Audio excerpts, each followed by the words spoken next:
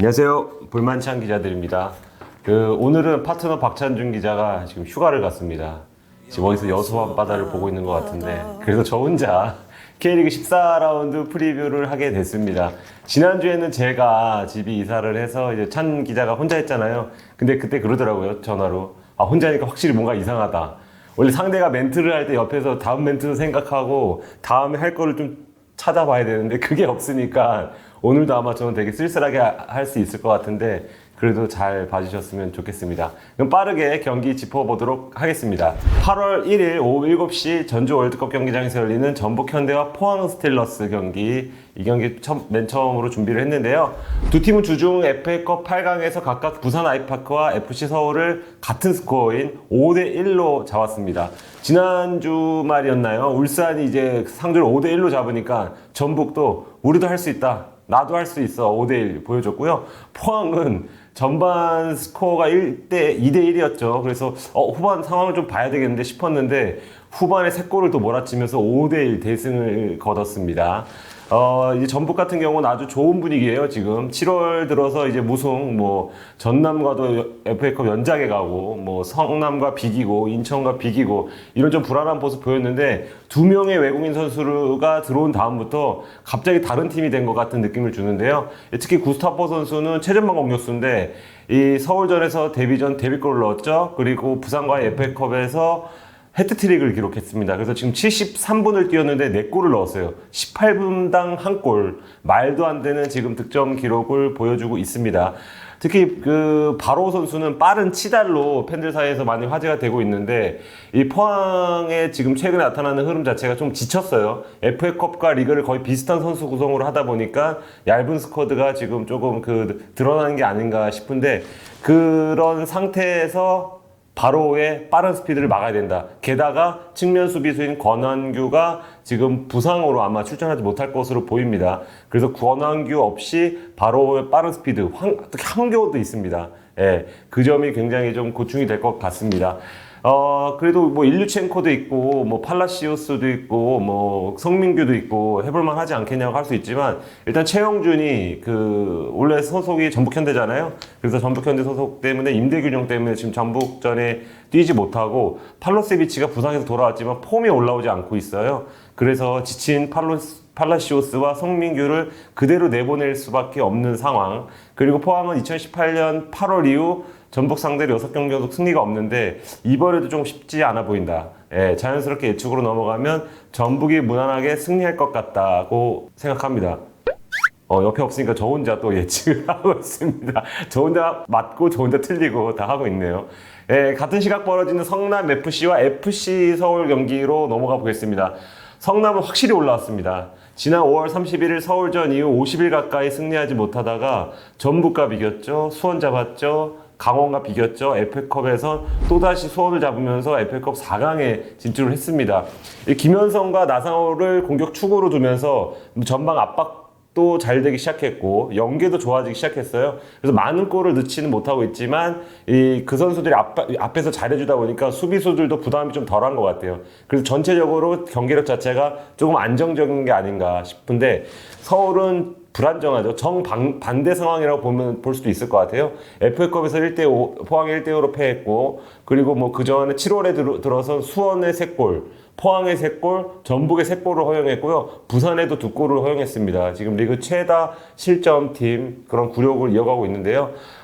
지금 최용수 감독이 수석 코치도 새로 들이고, 포메이션도 포백으로 한번 바꿔보고 여러 가지 조합을 실험하고 있는데 모두 다 지금 통하지 않고 있어요. 그래서 이 어떤 최용수 감독의 리더십이 더 이상 라커룸에서 먹히지 않는 게 아닌가. 그리고 최용수 감독이 과거에 가장 잘했던 수비 전술이 리그에서 더 이상 먹히지 않는 게 아닐까. 성남 입장에서는 지난 서울전에서 극적으로 승리했었는데 서울을 상대로 3연승할 기회를 잡았습니다. 제 예측은 성남 쪽으로 좀 기울고 있습니다. 다음은 인천과 광주. 지금 두 팀 모두 지금 잔류 싸움을 할 것 같은 그런 분위기로 흘러가는 팀들인데요. 올 시즌 인천 같은 경우는 아예 승리가 없죠. 예. 그리고 광주 같은 경우에는 3연승을 달리다가 최근 6경기 연속 승리가 없습니다. 두 팀 모두 서로를 제물로 삼을 것 같아요. 승점 3점이 나온 자판기로 생각할 것 같은데 어느 쪽 자판기가 열릴지는 좀 두고 봐야 할 것 같아요. 분위기는 인천 쪽이 조금 좋다고 볼 수 있습니다. 뭐 무슨 공식처럼 최근 3경기 연속 1대1 무승부 계속 이끌어내고 있는데요. 그 상대팀 보십시오. 상주, 상무, 전북, 포항입니다. 인천이 확실히 올라왔구나. 잘 버티는구나. 임중용 감독 대행 체제에서 투지가 살아났구나. 과거 같으면 최근 몇 년 동안 인천이 가을 축구를 했잖아요. 그러니까 그 전까지 부진하다 가을에 들어서 갑자기 정신을 차려서 팀이 확 올라서는 그런 모습을 보였는데 올 시즌에는 코로나 여파로 리그가 단축되면서 그 여파 때문인지 7월부터 이제 지금 벌써 잔류 모드로 들어간 것 같습니다. 지금 뭐 전술도 어느 정도 좀 자리를 잡은 것 같아요. 지난 3경기에서 수비수 문지한을 김도혁의 중원 파트너로 두는 그런 비슷한 라인업으로 계속해서 똑같이 나오고 있습니다. 딱 자리를 잡았어요. 여기에다가 이제 핵심 중앙 미드필더의 마하지가 아마 이 경기 돌아올 것 같고, 플레이메이커인 아길라르 돌아오고요. 그리고 지난 경기 짧은 시간 출전했죠. 전북에서 임대로 내려온 오반석도 이날 아마 선발 데뷔전을 가질 것으로 보입니다. 스쿼드가 점점 좋아졌어요. 그래서 인천이 여름에 투자를 한 팀, K리그 1에서 보기 드물게 투자를 한 팀인데 그 투자 효과가 이날 경기에서 나올 가능성이 좀 있다고 봅니다. 반면에 광주는 스쿼드 상태가 더 안 좋아지고 있는 것 같습니다. 지난 경기에서 수원에 패하게 됐고, 그리고 막바지에 핵심 센터백, 올 시즌 12경기 뛴 아슐마토프가 파울로 퇴장을 당했습니다. 그래서 이날 경기 못 뛰는데요. 일단 홍준호가 한 자리를 차지한다고 보면 아슐마토프 자리에는 지난 시즌 주전이었던 이한도가 설 수도 있고, 최근 수미로 기용하고 있던 한이훈을 내릴 수도 있습니다. 하지만 아슐마토프가 뭐 안정성도 안정성이지만 이 선수가 실수가 많이 없고, 그리고 발 연계가 좋아요. 패스가 낮게 깔아차는 패스가 되기 때문에 박진석 감독이 붙박이 센터백으로 박아뒀던 선수인데, 이 선수가 빠지면서 뭔가 센터백에 좀 빈틈이 나올 수 있다. 이 빈틈을 노릴 수 있는 무고사가 인천에 있다는 점도 광주로서는 부담이 될 수 있습니다. 근데 다만 무고사가 올 시즌 3골 기록하고 있는데요. 그중에 2골이 페널티예요. 그러니까 필드골이 1골밖에 없어요. 오히려 반대편에서는 펠리페가 더 인천 수비를 괴롭힐 가능성이 있어 보여요. 예. 그래서 저는 무고사와 펠리페가 사이좋게 1골씩 넣고 사이좋게 악수를 하지 않을까. 저는 무승부 예측을 하겠습니다. 네, 이번 시간은 이제 볼만찬 통신입니다. K리그의 이런저런 이야기를 전해드리는 코너인데요. 먼저 K리그를 사랑하는 팬들에게 희소식이 전해졌습니다. 8월 1일 경기부터 유관중으로 전환하는데요. 관중석의 10%의 규모, 그러니까 4만석 경기장이면 4,000명이 들어올 수 있습니다. 프로축구연맹은 각 구단의 유관중 매뉴얼을 공유하고 있는데요. 지난 야구 롯데 자이언츠 사건으로 인해서 최근에 더 강화된 어떤 매뉴얼을 전달한 걸로 알고 있습니다. 이 매뉴얼을 보면 뭐 좌석간 간격의 최소 기준은 전후 좌우 한 칸씩이다. 그리고 전체 관중석의 50% 이상을 개방하고, 가능하면 이 거리 자체도 더 넓고 여유 있게 운영해달라고 이렇게 공지를 했다고 합니다. 그리고 경기장을 찾는 분들은, 특히 원정 팬들은 좀 유념하셔야 될 게, 유니폼을 착용하거나 그리고 원정팀이 상징하는 응원 도구를 지참하면 쫓겨날 수 있습니다. 그러니까 그 점 참고하셔서 경기장 방문해서 재밌는 직관 되셨으면 좋겠습니다. 다음 소식입니다. 대전 하나시티즌이 팬프렌들리 클럽과 그린 스타디움 상을 수상을 했습니다.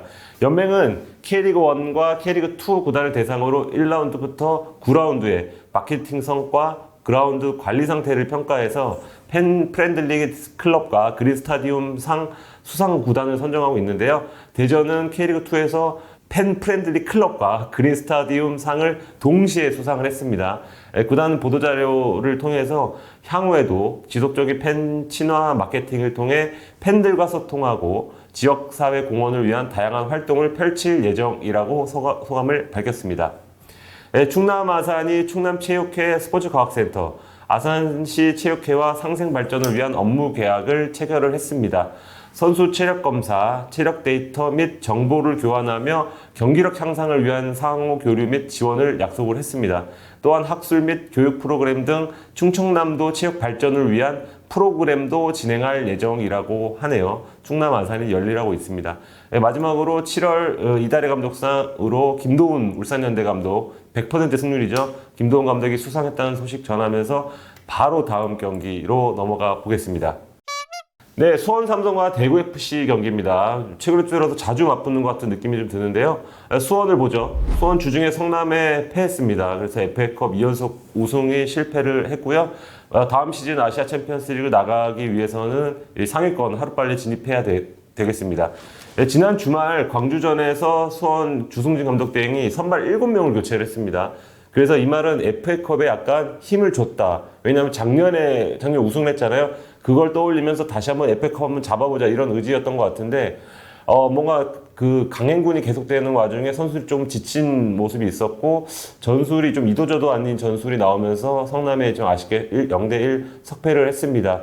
근데 이 여파가 주말에도 이어질 것 같아요. 이제 뭐 김건희 뭐 넣었다 뺐다 이런 로테이션을 조금씩 염기훈도 그렇고 가동하고 있는데 헨리, 김민우, 고승범, 박상혁 지금 올 시즌 통틀어서 가장 중요한 역할을 하는 4명의 선수가 계속해서 선발, 풀타임 이렇게 뛰고 있습니다.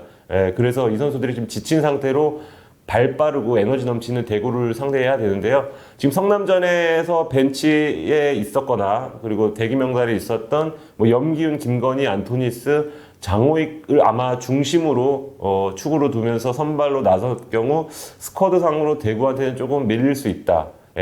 그리고 수원 입장에서 하필이라고 할 수 있는 게 대구가 주중에 쉬었습니다. 그 전에 이제 FA컵에서 성남에 패하면서 탈락했잖아요. 그래서 주중에 푹 쉬었고 모처럼 거기다가 계속해서 못 이기다가 지난 경기 부산 아이파크 상대로 3대0 대승을 거뒀잖아요. 세징야가 다시 터졌고 대안 좋고 정승원 오른쪽에서 크로스 좋고 거기다가 이제 그 지난 경기에서 결정했던 츠바사가 돌아옵니다.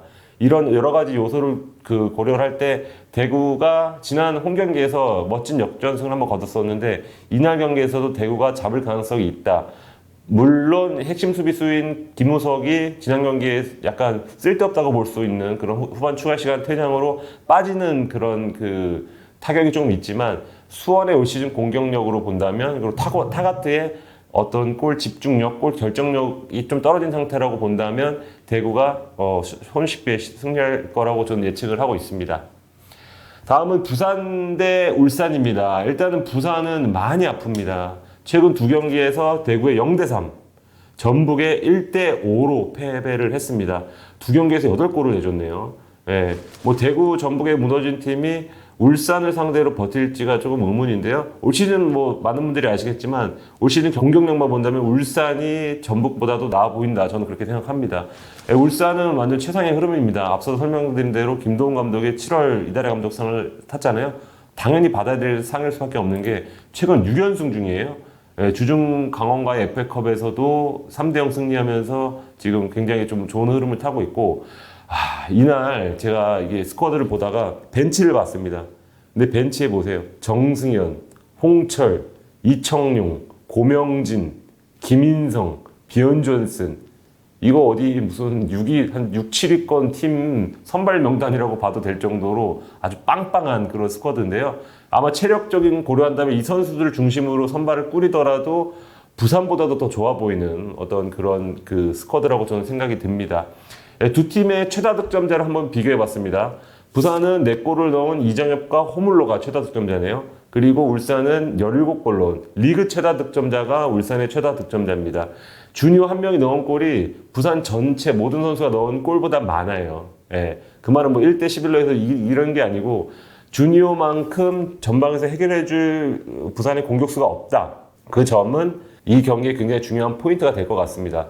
지난 5월 맞대결에서 부산이 1대1 약간 이변에 가까운 무승부를 만들기도 했는데 그때 5월의 울산과 7월, 이제 8월이네요. 8월의 울산은 전혀 달라요.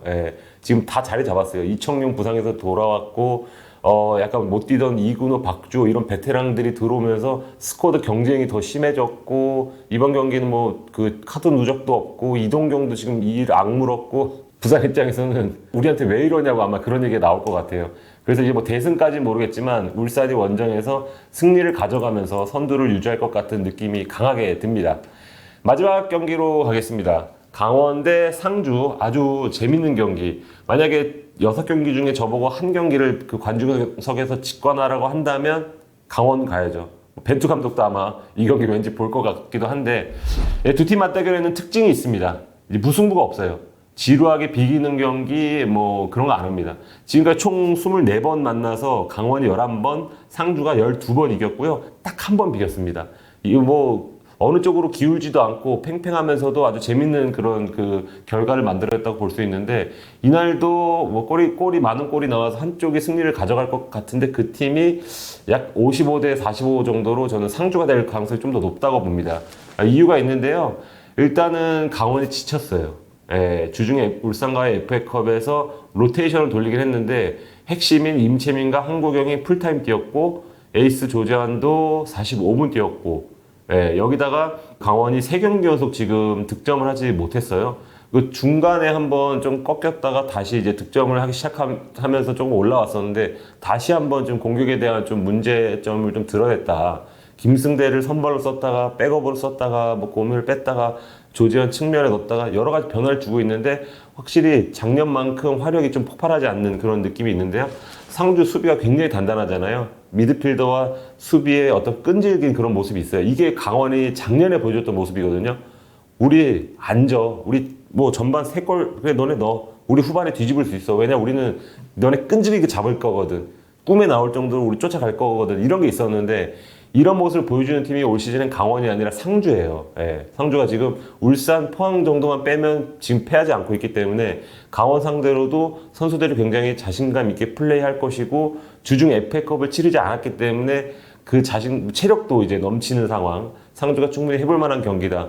상주도 약한 고리가 있죠. 지금 권경원 선수가 지지난 경기인가요? 머리를 다쳐서 교체 아웃되고, 나중에 알고 봤더니 뇌진탕 증세라고 하잖아요. 그리고 나서 2경기를 결정했는데 이날 앞두고 훈련은 돌아왔다고 해요. 그래도 이날 뛸지 안 뛸지 아직 그 확실하게는 말씀드리지 못하겠는데, 근데 권경원이 만약 못 나온다면 큰 타격일 수밖에 없어요. 왜냐하면 김진혁과 권경원 조합이 굉장히 좋은 호흡을 보였고, 근데 권경원 나가면서 박병현이 그 자리에 메웠잖아요. 근데 박병현이 지난 경기 그 카드를 받아서 이날 못 뜁니다. 그래서 이 점이 아마 강원이 뭔가 공략할 수 있는 포인트가 될 수도 있을 것 같지만, 뭐 앞에 있는 한석종이든 박용우든 미드필더를 벗겨내기가 조금 쉽지 않아 보인다. 그래서 저는 상주가 조금은 우세하지만 그래도 약 뭐 1대2든 1대1이든 2대2든 비길 때가 됐다. 저는 무승부 예측하겠습니다.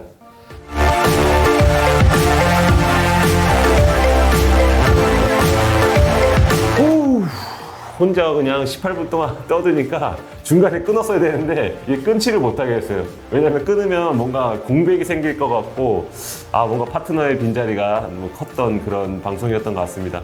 이제 아마 지금 차 타고 돌아올 것 같습니다. 지금 아마 여수에서 돌아올 것 같은데 지금부터 다시 일해야 됩니다. 박찬준 기자는. 다음 방송부터는 이제 같이 허전하지 않게 같이 나와서 재밌게 썰을 풀어보겠습니다. 여기까지 하겠습니다. 감사합니다.